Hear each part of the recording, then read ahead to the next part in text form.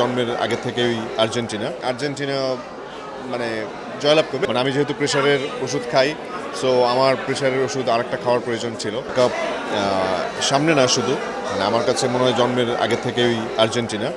এবং এই তো ওকে, আর্জেন্টিনা তো যেহেতু গতবার কাপ পেয়েছে, এবারও নিশ্চয়ই তাদের কাপটা ধরে রাখবে এরকমটা নিশ্চয়ই প্রত্যাশা করছেন, এবং সেই প্রত্যাশা জায়গায় কতটুকু আশাবাদী আপনি? না, প্রত্যাশা তো অবশ্যই মানে মানে প্রতিবারই থাকে। তো গতবার থেকে তো আসলে অনেক বেশি। তো এবার যেটা মনে হয় যে এবারও চ্যাম্পিয়ন হবে এবং আর্জেন্টিনা মানে জয়লাভ করবে। এই তো মানে আমি এটা নিয়ে আসলে আর মনে হয় যে বলার কিছু নাই, অবশ্যই জয়লাভ করবে। ব্রাজিল সাপোর্টারদের নিয়ে কি বলার আছে?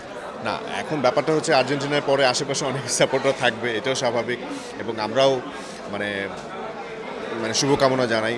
বাট কি বলবো, আর কিছু বলার নাই। সেভেন আপ নিয়ে কিছু বলবেন? না, 7 আপ নিয়ে কিছু না, মানে বলবো যে অবশ্যই শুভকামনা, কারণ অনেক আরও এবার ওয়ার্ল্ড কাপে আর্জেন্টিনা বাদেও যারা আছে, যেমন ব্রাজিল, পর্তুগাল, তাদের সবার জন্য শুভকামনা। ভাই, মানে ওয়ার্ল্ড কাপ নিয়ে এমন কোনো ঘটনা বা স্মৃতি আপনার এই মুহূর্তে মনে পড়ে যেটা আপনাকে খুব বেশি মেমোরেবল হয়ে থাকবে আপনার জীবনে?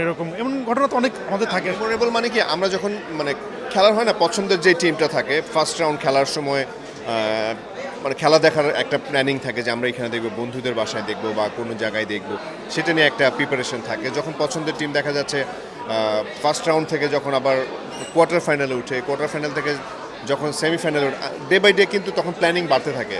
তারপরে যখন ফাইনাল খেলতে আসে তখন দেখা যায় সেটার আসলে ম্যাসিভ কি আয়োজন করা যায়। তো এগুলোই ভালো লাগে আসলে দিন শেষে।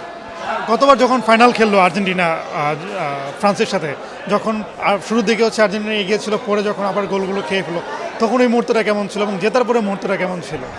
মানে সেটা তো অবশ্যই অন্যরকম একটা ফিলিংস এবং প্রেশারের ওষুধ খাওয়ার মতো।